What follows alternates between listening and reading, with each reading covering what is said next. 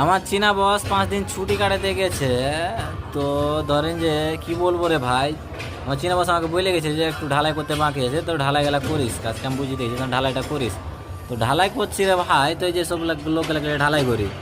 যখন আমার চীনা বস যখন থাকে, যখন ঢালাই করে, তখন এসব লোকগুলো আমার চীনা বসকে বলতে পারে না যে বস আমাদেরকে মিনিমাম খাওয়ান, নাহলে ভাত দেন, ভাতের অর্ডার দেন, ভাত খাওয়ান, এসব কথা বলতে পারবে না।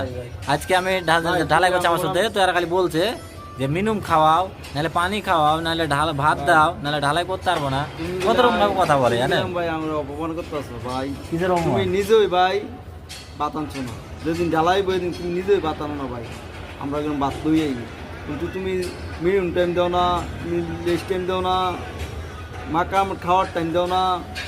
তুমি আঙুর দিয়ে এক দ্বারা কাম করাও, তুমি এটা দায়ী হইতো না। তুমি আঙুর 2-4 মিনিট খাও না, তুমি দায়ী হইছো। তুমি সিনা বছর তোমার দায়ী হইছো।